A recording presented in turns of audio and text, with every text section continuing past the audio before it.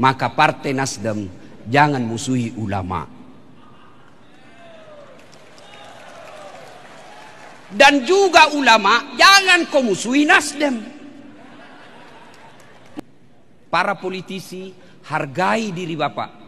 Boleh Bapak hormat sama ketua partai, boleh Bapak hormat kepada bupati, gubernur, tapi jangan menghambakan diri sampai hilang harga diri.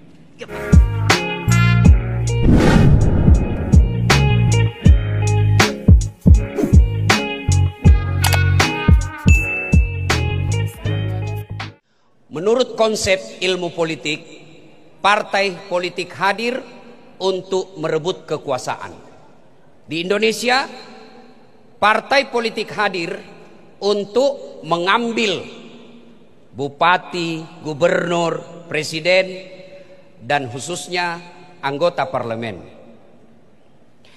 Dan tujuan akhir dari politik itu mensejahterakan rakyat Republik Indonesia. Mari kita lihat konsep agama. Agama mengajarkan, kalau dibawa ke konteks Indonesia, Republik Indonesia ini kata Nabi, dia hanya tegak, sukses, berjaya apabila ditopang 4 hal. 1, adilnya para pemimpin. Di sini ada gubernur, ada menteri, ada bupati, ada wali kota. Maka ketahuilah bapak-bapak pejabat, Bapak lebih gampang masuk surga daripada kami para mubalik.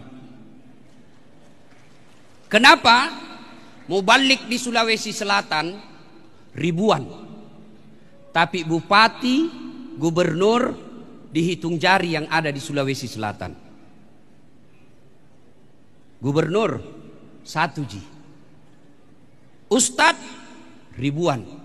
Maka tentu keliru dan rugi apabila jabatan itu tidak memudahkan Bapak masuk ke dalam surga. Kenapa? Bapak hanya sendiri, tidak ada saingan. Kalau kami meskipun masuk surga, ngantri bos. Kenapa? Banyak kuantri.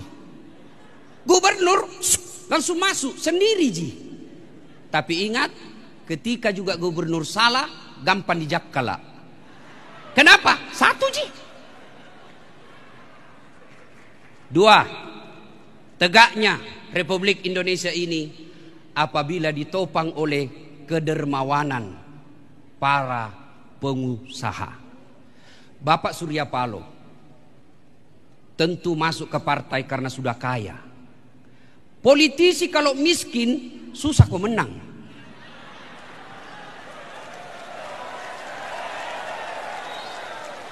Makanya kaya dulu supaya kau tidak ambil APBD. Kaya dulu. Kenapa Bapak Surya Paloh dihormati, disegani di partai? Karena sudah punya duit. Kalau kita tidak punya duit, selalu kayak begini bos. Yang ketawa serius orang ini. Tapi ingat, tidak selamanya duit menentukan keberhasilan. Kenapa? Kalau semata-mata duit orang bisa menang, maka orang kaya saja yang terpilih menjadi anggota DPR. Tapi nyatanya ada anggota DPR tidak kaya tapi bisa duduk di kursi. Kenapa? Karena dia punya investasi sosial. Jadi saudara-saudaraku para pengurus Partai Nasdem, kode gaga duitmu pakai singi sipakmu. Kalau tidak ada duitmu bos, perbaiki akhlakmu. Yang paling sial, ndak ada Tommy wamu, jelek Tommy sipakmu, ndak ada pilih kau cilaka.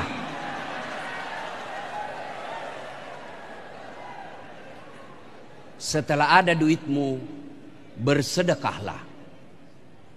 Apa Bapak lihat Surya Paloh seperti sekarang karena sekarangnya? Tidak. Yang saya ingat saya di Republik Indonesia, Bapak Surya Paloh mulai dikenal karena adanya bencana tsunami di Aceh. Beliau sedekah, beliau curahkan segala pikiran dan harta untuk membantu orang korban, dan hadiahnya seperti yang kita lihat sekarang. Maka politisi bersedekahlah bos, jangan kuseki. Karena demi Allah tidak ada orang suka orang pelit. Bahkan orang pelit sekalipun tidak suka sama orang pelit. Tidak ada duitku Ustaz. Oke, kau tidak usah sedekah dengan duitmu. Para anggota DPR yang Allah berikan rezeki, kesempatan untuk duduk di parlemen, sedekah kau bos. Apa sedekahmu? Bikin kau undang-undang, bikin kau peraturan daerah yang membuat rakyatmu makmur. Saya bukan anggota DPR Ustaz, saya tidak punya duit. Sedekahlah dengan apa? Sedekahlah dengan jangan kau ganggu orang, perbaiki akhlakmu. Insya Allah na pilih ke orang. Saya bilang sama anak-anak mahasiswaku di Unhas, Dek, madodot culemu kalau kau selalu pikir pegawai negeri. Kau sarjana, pulang kau di kampungmu, mengabdi kau 5 tahun. Masa ndak bisa kau di kabupatenmu mendapat 1.500 suara? 1.500 suara kau dapat, insya Allah duduk kau di DPR. Duduk kau di DPR, kau punya peluang menjadi ketua DPR. Sudah kau duduk ketua DPR, goblok kau kalau ndak bisa kau jadi bupati. Yang ketiga, kata Nabi, tegaknya negeri Indonesia ini apabila didukung oleh ilmunya ulama. Maka Partai Nasdem jangan musuhi ulama. Dan juga ulama jangan kau musuhi Nasdem. Mari kita bersilaturahim, mari kita beramah-amah. Ulama doakan politisi supaya dia menjadi politisi yang baik. Belajar dari Taif, Nabi dilempari sampai pecah bibir beliau, berdarah kepala beliau. Datang malaikat Jibril menawarkan bantuan. Muhammad, saya diutus Allah, kau berdoa saja saya hancurkan warga Taif ini. Bilang aku saja. Kira-kira kalau saya dilempari, tiba-tiba datang tentara 1 peloton, bagaimana ada saat ratakan. Tapi Nabi sebagai rahmatan lil alamin, rahmat bagi seluruh alam. Apa Nabi minta berdoa hancurkan? Jawaban Nabi, Jibril, kalau Allah ingin mendengar doaku kali ini, saya berdoa mudah-mudahan mereka mendapat hidayah. Dia lempari kasihan karena dia tidak tahu apa yang saya bawakan. Kalau bukan bapaknya yang dapat hidayah, mudah-mudahan anaknya yang beriman kepadaku. Maka ulama yang ada di Indonesia, mubalik yang ada di Indonesia, doakan semua politisi kita supaya mereka menjadi politisi yang bermartabat. Yang keempat, kata Nabi, doanya fakir miskin dan anak yatim piatu.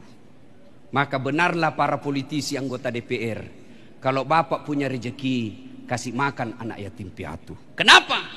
Kita orang beragama yakin dalam hidup ini ada sebut unsur X. Apa unsur X? Kekuatan Allah. Siapa yang sangka Bapak Sahrul Yassin Limpo menjadi Menteri Pertanian? Coba. Siapa yang sangka Bapak Rusdi Maseh memimpin Partai Nasdem di Sulawesi Selatan? Itulah kekuatan X. Maka jangan kau pandang enteng orang, lebih baik kau berdoa. Jangan selalu cari muka sama manusia. Para politisi, hargai diri Bapak. Karena Allah telah menciptakan, laqad kana lakum fi Rasulillahi uswatun hasanah. Rasulullah tidak pernah, boleh Bapak hormat sama ketua partai, boleh Bapak hormat kepada bupati, gubernur, tapi jangan menghambakan diri sampai hilang harga diri. Ya Pak, ya Pak. Lewat mima sana bos. Patetongnya lemu, tegakkan kepalamu dengan harga dirimu. Ibu bapak, saudara-saudara sekalian, agar 4 hal ini terwujud, mari kita berdoa kepada Allah Subhanahu wa taala.